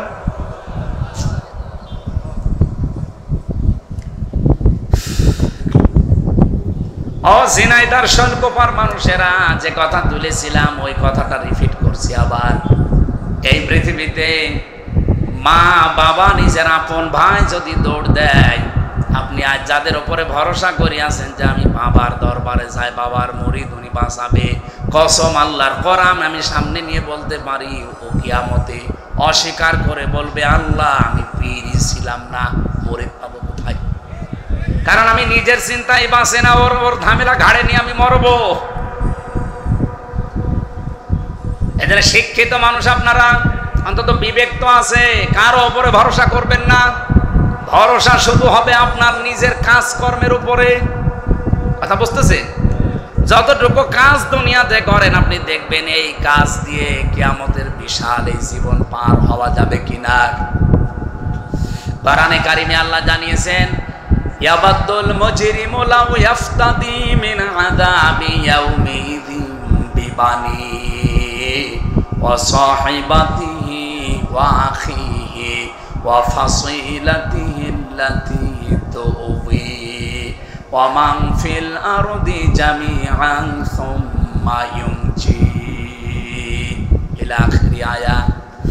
সূরা মাআরিজের ভেতরে আছে 11 নম্বর আয়াত থেকে শুরু। আল্লাহ পাক বলেন কিয়ামতে ভয়াবহ দৃশ্য দেখার পরে বহু মানুষ বলবে, আল্লাহ আমার সন্তানকে আমি তোমার কাছে মুক্তিপণ হিসাবে দিয়ে দিলাম, আমাকে তুমি মুক্তি দাও। এই এদিকে তাকা। এত কঠিন জালজালা অবস্থা কিয়ামতে আল্লাহ পয়দা করবে যে মানুষ তার প্রথমেই সন্তানকে বলবে আল্লাহ এটা দিয়ে দিলাম। কি হিসাবে? বলেন বলেন, মুক্তিপণ। আপনি ভাবতে পারেন এই দৃশ্যটা আমাদের সামনে আসতেছে। কিয়ামতের দিন আপনি প্রথমে আপনার সন্তানকে বলবেন নেন এটাকে দিয়ে দিলাম, এর মুক্তিপণ হিসাবে রেখে দেন। একে কি বলে আরেকটা বাংলায়? জিম্মা নাকি এর আরো উত্তর? জিম্মা মানে এরে আমি দিয়ে দিলাম, আপনি এরে যা করবেন করেন, আমারে বাঁচিয়ে দেন।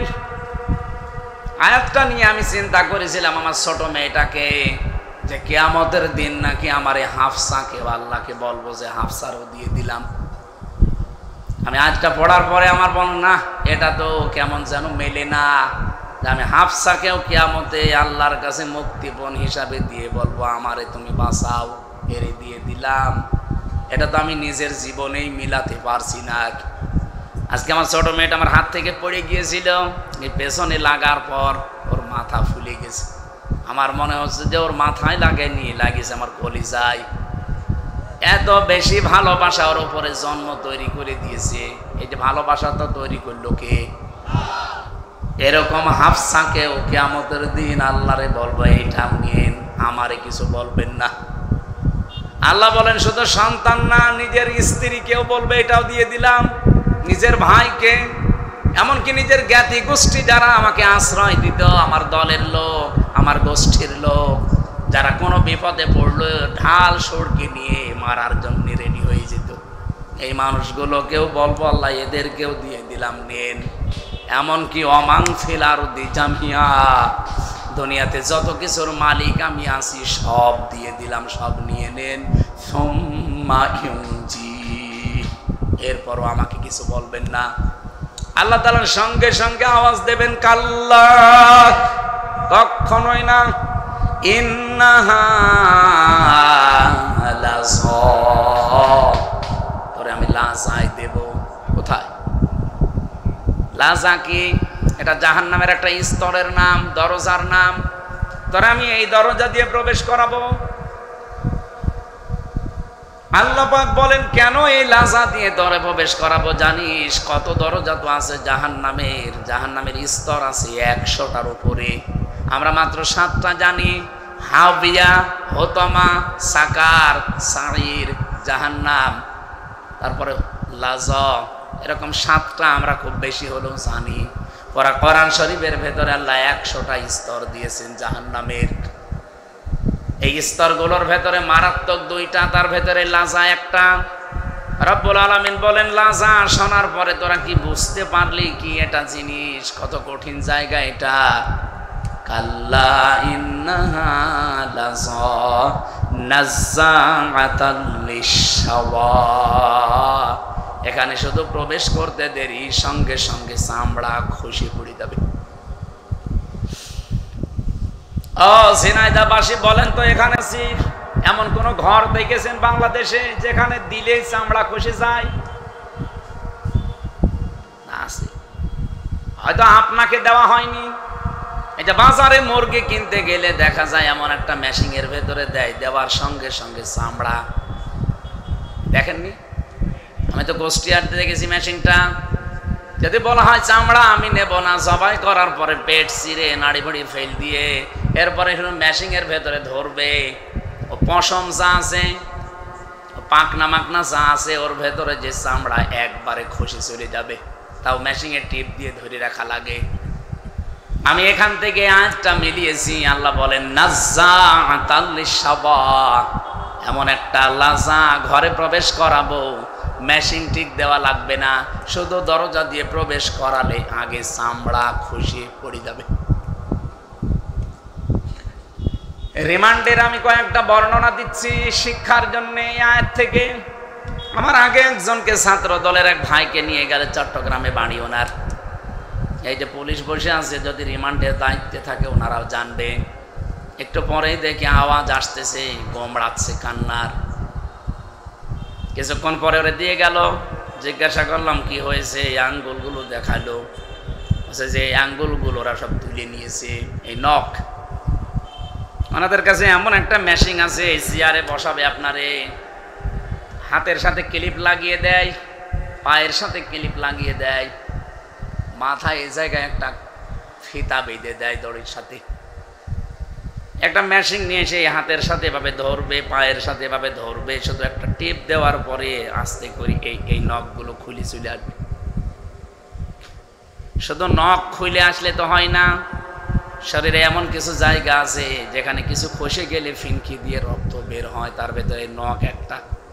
আপনি নখ খুলে দেখেন, দেখেন ফিনকি দিয়ে রক্ত বের হয়। রক্ত বন্ধ করার জন্য তো ঔষধ দেওয়া লাগে। আমার নিজে ওই ভাই বলছিল যে আমার এই জায়গায় লবণ ছিটিয়ে দিয়েছে। লবণ আবার 2 প্রকার হয় দেখবেন, একটা মোটা মোটা আর একটা মিহি পাতলা। ওই মোটাটা দিলে অত জ্বলে না, কিন্তু পাতলা যেটা ওই যে মোল্লা সল্ট, দেখেছেন মোল্লা সল্ট, ওটা আপনি দিয়ে দেখেন কোনো কাটা জায়গায়, আর যদি রক্ত প্রবাহিত হতে থাকে কি জ্বলা যন্ত্রণা যার হয় সে ছাড়া এটা বোঝানো যাবে না ওয়াজ করে। লোকটার চিৎকার শুনে ওই দিন দেখেছিলাম যে আল্লাহ করে কি। আমার এখানে একটা চাপ দিয়েছিল সেই 21 সালের প্রথম দিকে। রিমান্ডে আমার যখন টাঙিয়েছিল উপরে, খালি একটা চাপ দিয়েছিল প্লাস দিয়ে, আমার তাও নখ তোলেনি, খালি এই চাপের কারণে এই যা 4.5 বছর চলছে, এখনো পর্যন্ত দাগ হয়ে আছে, এখনো মেলে না, খালি তবে একটা আঙ্গুল। আর নাজ্জাতাল লিশাওয়ার বর্ণনা ফি জিলালিল কোরআন লিখেছে, আমার মনে হচ্ছে এটার সাথে আমি মিলিয়ে আমার নিজের জীবনে একটু ঘটেছে। আল্লাহ বলেন একটা ঘরে শুধু প্রবেশ করাবো, সঙ্গে সঙ্গে চামড়ার এই নখ সব খসে পড়ে যাবে 1 সেকেন্ডে। ওই লোকটাকে নিয়ে মেশিনে বসিয়ে ওনার শুধু নখ তুলেছে, তাও কত সময় লেগেছে, কষ্ট পেয়েছে। আর আপনারা শুধু ঘরে ঢোকাতে দেরি, সব খুলে চলে যাবে সঙ্গে সঙ্গে। আল্লাহ বলেন এই কঠিন অবস্থা কাদের জন্য জানো? তাদউ মান আদবারা ওয়া তাওয়াল্লা ওয়া জামা ফাআওয়া। এখানে দুইটা বিষয় আছে দুনিয়াতে, যারা এগুলো করবে তাদের এই ঘরে আল্লাহ প্রবেশ করাবে। 1 নম্বরে যাদেরকে সত্যের দিকে ডাকা হয়, আল্লাহর বিধানের দিকে, সত্যের দিকে ডাকার পরে দুনিয়ার কোনো স্বার্থের দিকে তাকিয়ে সে আল্লাহর বিধান ওভারটেক করে চলে যায়। আর এই শ্রেণীর মানুষ বাংলাদেশে বেশি। এই কথা বলছেন, তাদেরকে ডাকবে মান আদবারা ওয়া তাওয়াল্লা, যে ব্যক্তি মুখ ফিরিয়ে নেয়, অ্যাবাউট টার্ন করে চলে যায়। বাংলাদেশের মতো এত তাফসীর, এত ওয়াজ, এত নসিহত পৃথিবীর কোনো দেশে আমি পাইনি। আমি মালয়েশিয়া যে 9 দিন ছিলাম, মাত্র 4টা মাহফিল করেছি, তাও ময়দানে না, সব অডিটোরিয়ামে। তবে এত কথা বলা লাগে না, মাত্র 45 মিনিটের মতো একটা ক্লাস করা হয় একটা আয়াতের উপরে। আর এই দেশে প্রতিদিন 2টা 3টা, আজকেও আমার 2টা, 1-1.5 ঘন্টা 2 ঘন্টা করে প্রতিদিন এত ডাকাডাকি। তো মানুষ যা ছিল তাই। এই যে সত্যের দিকে আহ্বান করার পরে আপনি কিন্তু নিজেও জানেন যে এটা সত্য পথ। এই সত্যের কথা জানার পরেও যাবা অ্যাবাউট টান করে চলে যান। 2 নম্বরে ও জামা ফাওয়া, এটা আরো কঠিন। যারা মাল সম্পদ জমা করে আর এটা সংরক্ষণ করা যায় কি করে, শুধু সেই ধান্দায় থাকে। এদেশে তো নেই। আমি একটা হাদিস পড়েছিলাম না, মনে আছে আপনাদের নাকি ঘুমিয়ে গেলেন? মুসলিম শরীফের হাদিস, আমি আলেমদেরকে বলছি, খুব ভালো করে খেয়াল করেন। নবীজি হযরতে আবু যর থেকে বর্ণিত, তিনি বলেন আমি প্রায় 83-84 কিলোমিটার দূর থেকে আসলাম নবীর কাছে। ডাক দিয়ে বললাম, হে রাসূল, বারবার তো আসতে পারি না আপনার কাছে, এমন কিছু কথা আপনি আমারে বলেন আমি যেন মেনে চলতে পারলে জান্নাতি হয়ে যেতে পারি। বিশ্বনবী বললেন, একটা কথা মেনে চলবা। কয়টা? বলেন বলেন। নবীজিকে হযরতে আবু যরকেই বলেছিলেন না আমরাও আছি, আমরা যদি থাকি নবীর আদেশের ভেতরে, দেখেন তো আপনি মানছেন কিনা। মানিদ্দা মা লাইসা লাহু ফালাইসা মিন্না ওয়ালিয়াতাবাওয়া মাকআদাহু মিনান নার। নবীজি বলেন, যে জিনিস তোমার না, ওইটা যদি তুমি জোর করে নিজের দখলে নিয়ে নাও। হ্যাঁ, আবার শোনেন, যেই জিনিস আপনার না, ওইটা যদি আপনি জোর করে, জবরদস্তি করে, যে কোনো কায়দায় নিজের দখলে নিয়ে নেন, নিজে ভোগ করেন, যতদিন ওইটা আপনার আন্ডারে থাকবে আপনি ভোগ করবেন, ওই সময় থেকে আপনি 1 নাম্বার শাস্তি পাবেন, ফালাইসা মিন্না। ওখান থেকে আপনি নবীর উম্মত আর নেই, আপনি অন্য কিছু হয়ে গেছেন। ফালাইসা মিন্না, সে আমার দলভুক্ত না, সে আমার উম্মত না। ওয়ালিয়াতাবাওয়া মাকআদাহু মিনান নার, 2 নম্বরে সে যেন জাহান্নামে নিজের একটা স্থান তৈরি করে নিল। এবার নিজের সাথে মিলান তো এই হাদিসটা, যে জিনিস আপনার না সেটা আপনি দখলে রেখেছেন কিনা। এই যে যারা পরকীয়া প্রেম করে, ওই বউ কি আপনার নিজের? অথচ আপনি নিজের বলে কাজ চালাচ্ছেন। কি কথা বলছেন না? নাকি এলাকায় এসব চলে না? আছে। যেই জিনিস আপনার দখলে থাকা বৈধ না, অন্যের বউ, অন্যের মেয়ে, অন্যের বেটার বউ আপনি নিজের দখলে নিয়ে বিভিন্ন কায়দায় আপনি কাজে লাগাচ্ছেন। আল্লাহর কসম, আপনি ওই দিন থেকে নবীর উম্মত আর নেই। এমনকি আগস্টের 5 তারিখের পর থেকে বাংলাদেশে এই 9 মাসের ভেতরে বহু মানুষ যেটা যার না সেটা সে দখল করে নিজের আয়ত্তে নিয়ে নিয়েছে। এটা জোরে বলা দরকার। এটা দিনকাল এখন ভালো না, এত জোরে বললে হবে? পুলিশ আসে ধরে নিয়ে যাবে। যেই জিনিস যার না সে কিন্তু অলরেডি দখল করে নিয়েছে আগস্টের 5 তারিখের পরে অনেক কিছু। নাকি আমি বেশি বলে ফেললাম? কারা কারা এগুলো করেন হাত তোলেন তো। এখানে এসব নেই। আর এগুলো যারা করে তারা এখানে আসে না। না, এরকম মানুষ যদি কেউ থাকে আর আপনি যদি তার সাপোর্টও করেন, তাকে ভালোবাসেন, সমর্থন জানান, আপনিও কিন্তু ওই অন্যায়কারীর পক্ষ নেওয়ার কারণে নবীর উম্মত আর নেই। কারণ যে লোকটা অন্যায় করে আর যে অন্যায়ের সাপোর্ট করে, দুইজনের সমান অপরাধী। আমি কি বেশি বলে ফেললাম নাকি? এরকম মানুষ নেই দেশে। তাই আগস্টের 5 তারিখের পর আমরা এসব দেখছি কেন? হ্যাঁ, এখানে হাদিসের টিকায়ের একটা কথা লেখা আছে, আমি এই আলেমদের জন্য বলছি। এদিকে তাকান। আপনি যদি আপনার কোনো জিনিস হারিয়ে ফেলেছেন বা দখলের বাইরে চলে গেছে, কেউ নিয়েছিল, ওইটা যদি এখন আপনি ওইটা ফেরত পান, নিয়ে নেন নিজের দখলে, তাহলে আপনি এই শাস্তির বাইরে থাকবেন। আমি কথা বোঝাতে পারিনি? না, আপনি এখনো বোঝেন। যেটা আপনার ছিল অন্য কেউ নিয়েছিল, যে বিভিন্ন কায়দায়, এখন আপনি ওইটা আবার ফেরত পেয়েছেন, তাহলে আপনি এই শাস্তির বাইরে। এই যে ইসলামী ব্যাংক, আমি নাম ধরে বলছি, যাদের ছিল তারা এখন ফেরত পেয়েছে। কি তারা কি জোর জবরদস্তি করে দখল করে নিয়েছে? তাদের জিনিস আপনি এতদিন ভোগ করছিলেন, কেড়ে নিয়েছিলেন, তারা এখন ফেরত পেয়েছে। অসুবিধা কি?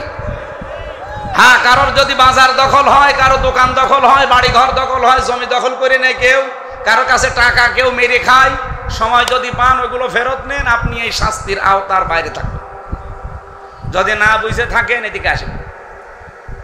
আসেন, এমন জোরে কানের নিচে দুইটা দেবো না, সব বুঝে ফেলবে। এত বাংলায় বলার পরেও বলে, হুজুর আমি বুঝি না। বুঝি না মানে চাঁদাবাজি করার সময় বলছো, আরে বাংলা বসতো না। হাদিসের প্রথম অর্থ আমি দেখতে পাচ্ছি যে ফালাইসা মিন্না, সে আমার উম্মত না। বাংলাদেশে আজ বহু মানুষ নবীর উম্মত থেকে অলরেডি বের হয়ে গেছে। আর 2 নাম্বার কি? ওয়ালিয়াতাবাওয়া মাকআদাহু মিনান নার, সে যেন জাহান্নামে টিকিট কেটে একটা সিট বরাদ্দ করে নিল। এদেশে এখন অনেকে নিয়েছে, এখন সামনেও অনেকে নেবে বলে আশায় আছে। কি কথা বলছে না কেন? এই যে আজ হিন্দুরা যে সমস্ত বাড়ি ঘরগুলো দখল করে নিচ্ছে, আমাদের মুসলমানদের দেওয়া ওয়াকফ করার সম্পদগুলো আজ অবৈধ আইন তৈরি করে একটার পর একটা দখল করছে, আর আল্লাহর ঘর মসজিদগুলো তারা মাটির সাথে মিশিয়ে দিচ্ছে। এই পৃথিবীর সবচাইতে বড় উগ্র, সবচাইতে বড় জঙ্গি রাষ্ট্র হচ্ছে ভারত। পৃথিবীর মানচিত্রে 257টা রাষ্ট্র আছে। মাইক্রোসফট রিপোর্ট দিয়েছে কয়েকদিন আগে, পৃথিবীর সবচাইতে বড় জঙ্গি রাষ্ট্র ভারত। এত মিথ্যা কথা দুনিয়ায় কেউ বলে না। ওরা এখন অলরেডি ডাঙ্গা বাঁধিয়ে দিয়েছে, কাশ্মীরে ডাঙ্গা অলরেডি বাঁধিয়ে দিয়েছে। আজকে দেখেছেন না, আমি 2 জনকে কোপাতে দেখলাম, 2 জন মুসলমানকে, দাড়িওয়ালা মানুষ দেখলাম পড়ে আছে রাস্তায়। 2 জন উগ্রপন্থী হিন্দু এরা কোপাচ্ছে। বিশ্বের মুসলমান সহ বিশ্বের দায়িত্বে যারা আছেন, এই পৃথিবীর নিকৃষ্ট মানুষ এই নরেন্দ্র মোদী নামে এই কোলাঙ্গারকে থামান। একটা মাতাল, এই শয়তানকে যদি না থামানো হয়, বিশ্ব কিন্তু সামনে আরো ভয়াবহতা অপেক্ষা করছে। তাম দুনিয়ায় কিন্তু এটা ছড়িয়ে যাবে। আপনি আল্লাহর ঘরগুলো ভাঙছেন না, এটা মুসলমানের কলিজা ভাঙছে। আমার ঘর ভেঙে দিলেও আমার মনে হয় এত কষ্ট আমার হইতো না এই ঘর ভাঙার কারণে। আজকেও মসজিদ ভেঙেছে একটা। আর পৃথিবীর সবচাইতে বড় নিকৃষ্ট এখন তালিকায় আছে ইহুদিরা। 1940 সালে তাদেরকে থাকতে দিয়েছিল। এই যে রোহিঙ্গারা যেমন আছে না, এই ইহুদির বাচ্চাদের 1940 সালে এই ফিলিস্তিনের মুসলমানেরা দয়া করে বলেছিল আপনারা এখানে থাকেন, আর ওই শয়তানরা এখন তাদেরকে তাড়িয়ে দিচ্ছে। এখন সব কিছু তারা দখলে নিয়ে নিচ্ছে। এই যে জিনিস যার না, ওইটা যদি কেউ দখল করে নিজের আয়ত্তে নিয়ে নেয়, সে সঙ্গে সঙ্গে নবীর উম্মত আর নেই। 2 নম্বরে সে জাহান্নামে। ওরা তো এমনি জাহান্নামে যাবে, কিন্তু আমরা অনেকেই নবীর উম্মত থেকে যেন বের হয়ে না যায়। আল্লাহ আমাদের বাঁচিয়ে দেন, বলেন আমিন। এই জন্য যারা মাল সম্পদ আজ বৈধ অবৈধ ভাবে জমা করছেন শুধু, আর কি করে সংরক্ষণ করা যায়? হাজার হাজার বছর আগে মুসলমানেরা এই সম্পদগুলো অক্ষ করেছিল, আজ দখল করে নিজেরা আজ ভোগ করবেন। আর এগুলো কি করে সংরক্ষণ করা যায় বিভিন্ন আইন পাশ করছেন। আল্লাহর কসম, আপনারা তো জাহান্নামে যাবেনই। এই ওয়াজ আপনাদের জন্য না, মুসলমানের ভেতরে যদি কেউ এই চরিত্রের অধিকারী হয়, আল্লাহ তাদেরকে জন্য এই ওয়াজ করছি, তারা যেন বেঁচে থাকতে পারে, বলেন আমিন। এরপরে তিনটা চরিত্রের কথা আছে। ইন্নাল ইনসানা খুলিকা হালুয়া ইদা মাসসাহুশ শাররু জাজুআ ওয়া ইদা মাসসাহুল খায়রু মানুয়া। আমরা তাফসিরে যাওয়ার মতো সময় পাচ্ছি না, কারণ এক একটা আয়াতে লক্ষ লক্ষ কথা আল্লাহ আমাদের জন্য দিয়েছিলেন। সূরা আলে ইমরানের যে 133 নম্বর আয়াতের আলোচনা ছিল, মাগফিরাত ক্ষমা পাওয়ার জন্য আল্লাহর রহমতের দিকে দৌড়াও। ওয়াসারিউ ইলা মাগফিরাতিম মির রাব্বিকুম ওয়া জান্নাতিন আরদুহাস সামাওয়াতু ওয়াল আরদ উইদ্দাত লিল মুত্তাকিন।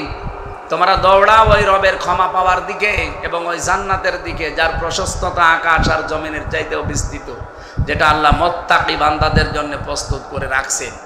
আল্লাযীনা ইউনফিকুনা ফিস সাররাই ওয়াদ দাররা ওয়াল কাযিমিনাল গায়যা ওয়াল আফিনা আনিন নাস আল্লাহু ইউহিব্বুল মুহসিনিন।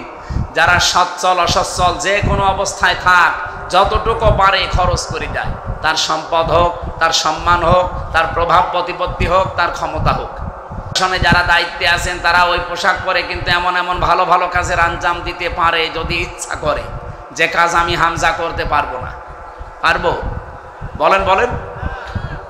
এই জন্য যে যেখানে দায়িত্বে আছেন ওই দায়িত্বটা পালন করার ক্ষেত্রে আপনি মনে করবেন এটাও একটা খরচ। একটা ভালো মানুষকে ধরে নিয়ে যেয়ে থানার ভেতরে ধরে পিটাচ্ছে। এখন ওসি সাহেব যদি এই নিচের যে এসআই আছে তারে বলে, এই বেটাই কি করিস, ওনার চেহারা দেখে, ওনার চেয়ারের পাওয়ার দেখে কিন্তু লোকটাকে ছেড়ে দিতে বাধ্য হবে। এই জন্য এই জায়গায় ওনার এই সম্মান খরচ, এটাও কিন্তু খরচের ভেতরে। যে যে জায়গায় আসি আমরা, টাকা হোক, পয়সা হোক, ক্ষমতা হোক, প্রভাব প্রতিপত্তি হোক, আইন হোক, এটা খরচ করা। আল কাযিমিনাল গায়যা, রাগ হলে চেক দেওয়া। আজ বাংলাদেশে এই নিয়মটা না মানার কারণে হাজারো পরিবারে তালাক হয়ে যায়। রাগ হলে আগে তালাক দেয়, চেক দেওয়া যায় না। আপনি যখন রাগ হবে স্ত্রীর প্রতি বা স্ত্রী স্বামীর প্রতি, ডিভোর্স না দিয়ে, তালাক না দিয়ে, এই চিন্তা করবেন যে এই স্বামীর বা এই স্ত্রীর অনেক উপকার আমার জীবনে আছে। এ বহু জেনা থেকে আমার দুনিয়ায় বাঁচিয়ে দিয়েছে এই স্ত্রী, এই স্বামী। এই চিন্তা করে নবীজি বলেন, আজকের এই অপরাধটা মাফ করে দাও, আল্লাহর আরশ খুশি হয়ে যাবে। আফিনা আনিন নাস, সুযোগ পেলেই দুনিয়ায় মানুষকে মাফ করে দাও, মাফ করে দাও। তাহলে একটা যদি মাফ করে দেন, কিয়ামতের দিন আল্লাহ কমপক্ষে 70টা অপরাধ মাফ করে দেবে। পারিবারিক জীবন থেকে সামাজিক আন্তর্জাতিক জীবন পর্যন্ত সে যেখানে যতটুকু আছি, আমাদের রাগ কন্ট্রোল করা, চেক দেওয়া এবং মানুষকে যদি সমর্থ থাকে, সুযোগ থাকে, মাফ করে দেওয়া। আল্লাহ আমাদেরকে এই গুণগুলো অর্জন করে জান্নাতের দিকে এগিয়ে যাওয়ার তৌফিক দিন, আমিন। আমি শিক্ষিত মানুষ যারা আছেন ভাইরা, আমাদের সৃষ্টি নিয়ে একটা বই লিখেছি, সৃষ্টি কিভাবে আল্লাহ বানিয়েছে সেই প্রথম থেকে। ওইটা এখানে আছে কিনা জানি না, এখানে আছে সৃষ্টি জগতের সূচনা। শিক্ষিত মানুষরা নিয়েছেন, পড়বেন, আপনার জ্ঞান বাড়বে। আল্লাহুম্মা আমিন। লা ইলাহা ইল্লা আনতা সুবহানাকা ইন্নী কুনতু মিনাজ জালিমিন। আল্লাহুম্মা গফিরলি ওয়ারহামনি ওয়াহদিনি ওয়াফিনি ওয়ারযুকনি ইয়া রাব্বাল আলামিন। আল উম্মাহ ফাউন্ডেশনের উদ্যোগে তোমার কোরআনের অনুষ্ঠানে বসে যতগুলো কথা বললাম, শুনলাম, আমাদের আমল করার তৌফিক দাও রব্বুল আলামিন। এই যুবকদেরকে যে মা পেটে নিয়েছে, মায়ের পেট খাদিজাতুল কুবরার মতো বানিয়ে দাও। এ মাহফিল করার জন্য যে যেইভাবে এগিয়ে এসেছে, তোমার রহমত ওইভাবে এগিয়ে দাও। এলাকায় মাটির নিচে যারা ঘুমিয়ে আছে, কোরআনের ইজ্জত এদের মাফ করে দাও। যে বাড়িতে বসেছিলাম, এই বাড়ির ওপরে তোমার রহমত নাজিল করো। তার সন্তানের জন্য দোয়া চেয়েছি, আল্লাহ ছেলেটাকে কবুল করে নাও। সম্মানিত মা বোনেরা বিভিন্ন জায়গায় বসে আছে, অনেকের বাড়িতে অশান্তি, স্বামী সন্তান সন্ততি নিয়ে। আল্লাহ মেহেরবানি করে আমাদের পরিবারে তুমি শান্তি দান করো রব্বুল আলামিন। যাদের স্বামী ভালো না, স্বামীকে হযরতে আলীর মতো বানিয়ে দাও। অনেকের স্ত্রী অবাধ্য আছে, স্ত্রীগুলোকে খাদিজাতুল কুবরার মতো তৈরি করে দাও। রব্বানা হাবলানা মিন আজওয়াজিনা ওয়া যুররিয়াতিনা কুররাতা আয়ুনি ওয়াজআলনা লিল মুত্তাকিনা ইমামা। প্রশাসনের যে ভাইগুলো আজকে এসেছে, নিজেদের মা বাবা, আত্মীয় স্বজন, স্ত্রী পুত্র ছেড়ে বাংলার বিভিন্ন প্রান্তে যারা দেশ এবং দেশের দায়িত্ব পালন করে, এদের পুরা দায়িত্বটা তুমি ইবাদত হিসাবে কবুল করে নাও। আল্লাহ তাআলা আলহাজ আব্দুল মুমিন জাদ্দার অসুস্থ, শেফায়ে কামিলা আজেলা নসিব করো। আমার ডাক্তার সাহেব বসে আছে, আল্লাহ তুমি ডাক্তারের পরিবারকে কবুল করো। মাওলানা মাহফুজুর রহমান হাকিম পরিবার, আলহাজ আরজান আলী সহ নাম না জানা কত আলেম ওলামা এখানে আছে, আল্লাহ আলেমদেরকে আলেম হিসাবে তুমি মঞ্জুর করে নাও। জালেমদের কারাগারে 3টা বছর আমার শরীরটা অসুস্থ হয়ে আছে, আল্লাহ তুমি আমার শরীর আর কণ্ঠকে আগের মতো ফিরিয়ে দাও। বারাকাল্লাহু লানা ওয়া লাকুম ফিল কোরআনিল আযীম। মরণ আসলেই যেন পড়তে পারি লা ইলাহা